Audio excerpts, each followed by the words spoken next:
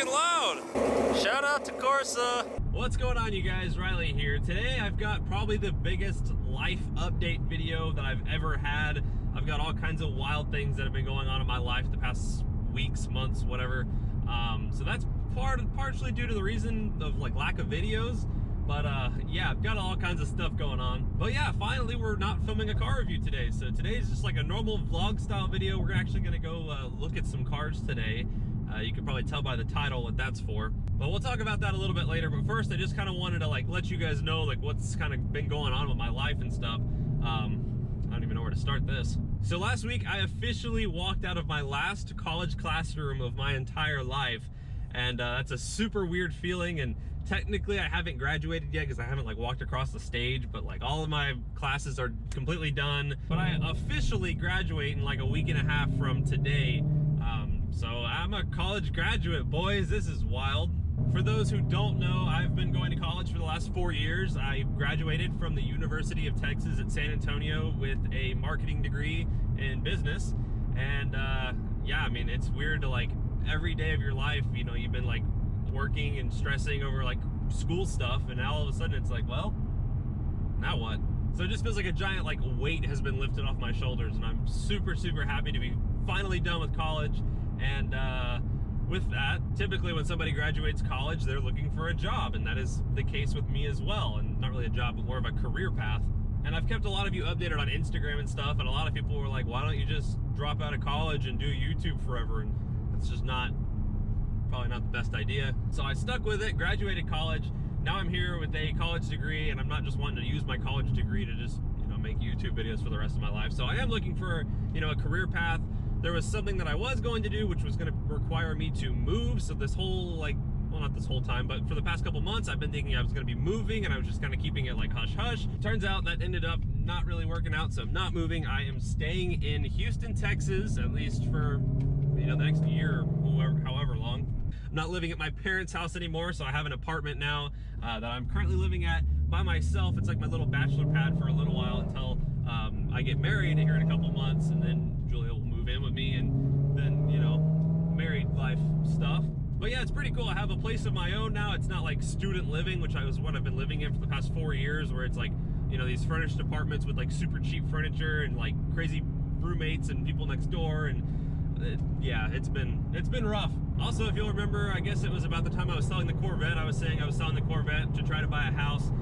That was just gonna kind of be a bit of a stretch. Probably would make the most financial sense to just kind of wait on that for a little while, have a cheap, you know, little rent payment or whatever, and then just save up money and use that towards a down payment on a house. So no house yet, but hopefully in the next year or two, we'll be moving into a house and all that fun stuff will happen. But for now, living in Houston, looking for a career, graduated college, oh, and then I guess getting married here in like, you know, a couple of months. So those are some pretty big deals.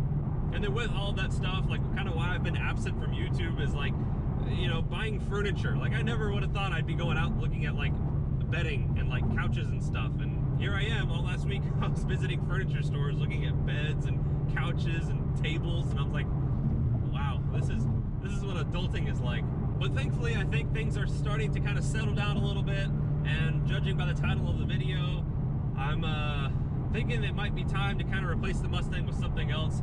The only problem, and the thing that's different about this time compared to last, is in the past I've been like, okay, I'm going to replace whatever car with, that was nice.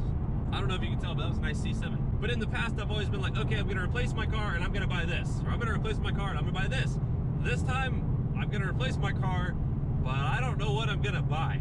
I have some ideas and some options that I'll list to you guys, but honestly, any of those options could not end up being it, and it could be something that somebody comments that I end up buying. So like, it's a weird time. I've been looking for cars for literally the past 4 months, and I've just kind of kept everything kind of quiet. But I mean, I've been looking, and it's just, there's nothing out there that I'm like, I have to have that within like a fairly reasonable price range. So we'll talk more in a minute about what the possibilities are. But first, we're about to pull up to Parkway Chevrolet, the Chevy dealership that provides me with a lot of the cars for the car reviews on this channel, because they have a car on their lot that I absolutely love, and I think you guys will love as well.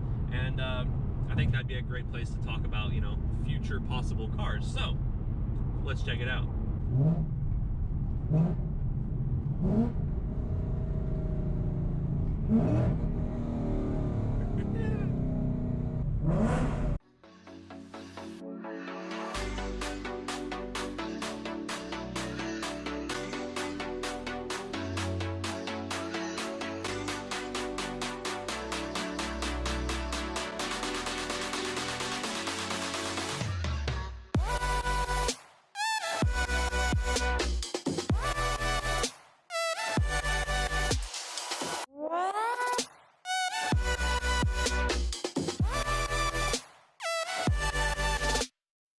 this is currently the inside of Parkway Chevy. They got one ZR1, 2, 3, 4, 5, and I think the last one's a Z06. But 5 ZR1s in the showroom, so that's pretty cool. Although this one's a bit of an interesting spec. We got a convertible with a big wing, so interesting.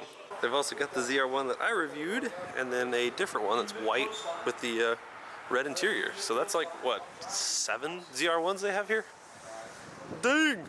However, I didn't come here to show you guys some ZR1s. I came here to show you guys this guy right here. It is a shock yellow green, I don't know what they call it, but it's shock 1LE SS Camaro. You don't see these very often.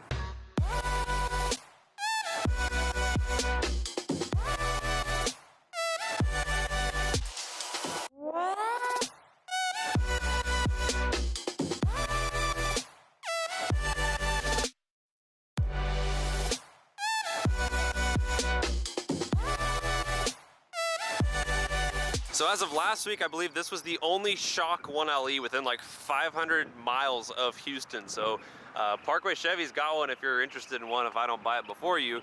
But I mean, like, I've already had a 1LE, but I would seriously buy this car just for the color. I don't know how well it's gonna show up on camera, but in person it looks so good. And like, even if I can't buy this car, I want to wrap one of my cars in this color because it stands out so much and it just looks so damn good. And I know what a lot of you are gonna say, you know, the front end of the 2019 Camaros don't look good and blah blah blah.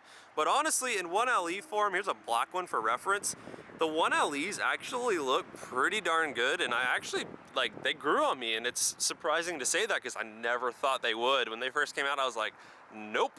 But now after looking at them, I actually really like them, and it's kind of strange how it grows on you like that. But yeah, they got a shock one and a black one. And honestly, that's probably the two ways that I would equip a 2019 1LE. It would either be black or shock. And yeah, you know, it has me wondering, like, do I go back to hashtag Team Camaro? But then, you know, I could probably buy this car for somewhere around, like, let's say $45,000, but for 45 grand, you could also buy a used ZL1. So that brings up the question, do you buy a new 2019 Camaro or do you buy a used ZL1 Camaro? And that's tough because the ZL1's got, you know, the supercharger and everything else. So I don't know. Or I could just ball out and go in crazy debt and get a ZL1 1LE. Honestly, probably my favorite looking car on the road. These things look so menacing. I mean, the front end, the back, everything on this car is just like perfect. The only thing that's not perfect is, well, the price tag in my wallet. That's not a perfect match there. But I absolutely love these things, and so it's like, probably couldn't buy a new ZL1 and 1LE, but I could probably buy a used ZL1, and I think that would be fun. But then it's like, I've already had a 6th gen Camaro, and then I'm just kind of repeating videos, you know what I mean? They also have just a normal shock SS, if anybody's interested in that. I kind of actually want to look at this. This guy is a 2SS, the sticker price is $46, so I'm sure you could get some off of that. So, yeah. And then the other reason that I'm here, sorry for all the road noise, we're right next to a road obviously, but the other reason I'm here is to show you guys base model C7 Corvettes, because nowadays you can find used ones for under $40,000. And something I got told a lot when I had my Camaro is, come on, modify it. And I told you guys I was, but then I didn't for whatever reson, and then went and bought a Hellcat. But if I bought a base model C7 Corvette, the car would be getting modified. So I think that could be actually a pretty fun build. The only downside to a base model is that it does have the narrow fenders and stuff. It's not a wide body like a Z06 or a Grand Sport. And honestly, when I first drove a base model C7, I actually didn't really like it that much. I mean, it was good, but it didn't stand out to me as great. However, since I've actually driven a lot of C7s recently, they've really grown on me, especially the manuals. So if I did buy a narrow body base model C7, it would be a manual and it would be getting modified, because I don't think this car in stock does it very much justice. It's a great car, like a great daily, you know, if you want a Corvette, but honestly, like, I'd be going after more of the race car vibe. I've always told you guys that the C6 is my favorite Corvette, and honestly, it probably still is, but the C7s have really grown on me, and it's like, it'd be nice to kind of have a little bit more of a nicer interior with a little bit more technology, a nicer sound system, that sort of thing. If this was going to be my only car, and then also modify it and make it a somewhat of a race car. I mean, 500 wheel horsepower in this car, weighing 3,300 pounds, that'd be good. That'd be pretty quick. They've got a Grand Sport over here for reference on just how much the wide body makes a difference. And unfortunately, wide body kits for these cars are like $3,000 plus, I think, just for the rear is what I was seeing, if I remember correctly. So wide body would be very expensive, so I'd probably just leave it the narrow body, honestly. And I mean, that looks still pretty good. They've also got a few more down here on this end, and I think they have others somewhere else. But, you know, that also brings me the question of what I told myself from the start of what I should have done when I bought my Grand Sport, my C6 Grand Sport that is I should have bought a base model for like, you know, 20 grand and then use the rest of the money like that I delegate to car stuff for a daily driver. And that's still one of the thoughts I'm having now is, you know, if I'm gonna spend about $40,000 or so, why don't I just buy a C6 base model and then buy a, you know, $20,000 daily or whatever and have two cars? In the past, that really wasn't an option for me since my apartment complex would only allow me to have one car and they were super strict on it. Otherwise, you were getting your other stuff towed. And as you guys know, I absolutely loved my C6, but if I buy a C6 base model, then I'm basically doing all of the C6 videos I already did over again.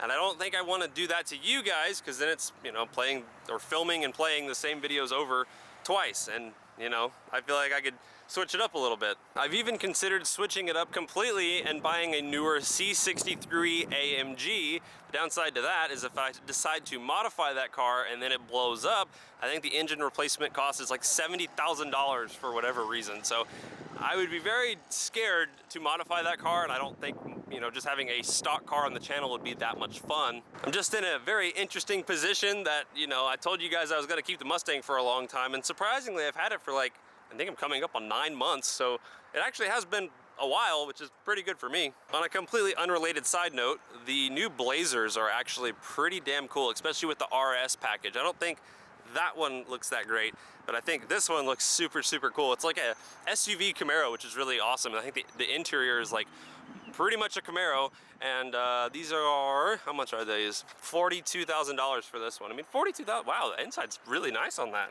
You guys can't see a damn thing. All right, you ready to be very obnoxious? Cool, me too.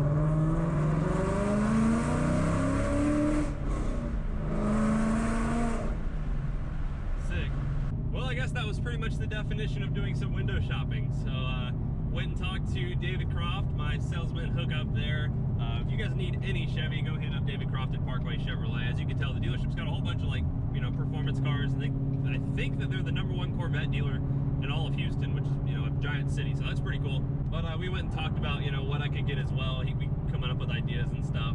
They actually have a used ZL1 1LE on the lot, so maybe I'll take that out for a review soon. Because I know how well the normal ZL1 video did on my channel, so maybe a ZL1 1LE video would be fun, and maybe that would put me back in the ZL1 and see how I like it. But I don't know, I think if I were to buy something tomorrow, it would either be probably a C6 or a C7. I think the base model C7 idea might actually be pretty fun to, you know, do a C7 build. It's still like nice where you can daily it, and it's still, you know, fun. But like I said, I really don't know what I want at this point, and that leads me to why would I want to sell the Mustang right now. And honestly, like, it's a great daily driver, and the reason I bought this thing originally was because I needed something that was more daily friendly. I was driving 250 miles there and back to San Antonio every week, so that's about 500 miles almost every weekend that I was spending on the highway. I was sitting in traffic in San Antonio and blah blah blah. I just needed something that was a little bit of a better daily. But now that I'm, you know, living here and I can get away with having a more of a race car, and I don't have to spend so much time on I-10 on the freeway. What on earth is this? There's like a track spec Subaru. I'm flipping this around. What is that? But like I said, now I'm in a position where I could either have multiple cars, or I can just, you know, have something that's not as daily friendly and get away with it, since I don't have to spend so much time on a freeway. As I say that, I'm on a freeway, but you know what I mean. Aside from wanting something that, you know, can be a little bit more fun than this car, I don't really have the most confidence in this car, to be quite honest with you, between the typewriter tick, between the transmission that's kind of made of glass that could kind of explode if I'm, you know, beating on it. It's just, I don't know, ever since I've owned this car, I haven't had the best feeling overall about it. You know, if this thing were to just blow up tomorrow, I think the Gen 3 Coyote is like $700 or $800 to replace. That's a lot of money, and I could see my chances of that happening higher than with a lot of other cars out there. I don't know, it's just not the most confidence inspiring, to be quite honest with you. I love this car and it's been great to me. I've had zero issues, but every time I start it up and I walk outside and the car's on and I just hear tick tick tick tick tick tick,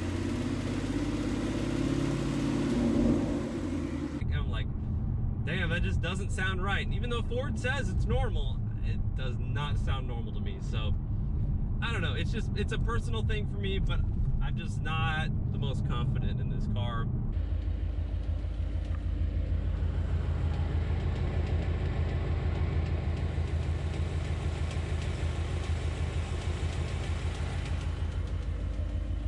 Sick. But yeah, guys, like I said, you know, let me know, drop a comment below. What do you think I should get? Something that would be entertaining, preferably something I haven't had before. But like I said, the C6 is still a possibility just because of how great that platform is. I just absolutely love it. The LS3 is a fantastic engine to modify, and just they're reliable. It's relatively inexpensive to modify. I mean, C6 is a great car, but the C7 is a great car as well. And I've kind of opened up to that. And I realized that, you know, if you do it correctly, I feel like it could be a very, very fun car. And I'm not talking, I don't want to do anything crazy like 900, 1,000 horsepower, but I have a reliable daily that's still fast and fun. That's kind of the end goal here with whatever car I pick. Also keep in mind, we're in the very early stages of this whole process. So I'm not like thinking I'm going to sell this car tomorrow and stuff like that. And I don't know, I mean, if somebody wants to buy this car with everything already done to it, I guess, you know, they could. But more than likely what I'll do is probably revert this car back to stock and then sell it or trade it in somewhere, just because that typically is the easier thing to do. So I hope you guys enjoyed this video. Hopefully you guys are able to come up with some awesome comments down below. I will be reading all of them, and I might not be able to comment to all of them, but I will read every comment on this video and see what you guys have to say. And yeah, that pretty much wraps up the video, guys. So thank y'all for watching. I'll see y'all in the next one. Take it easy.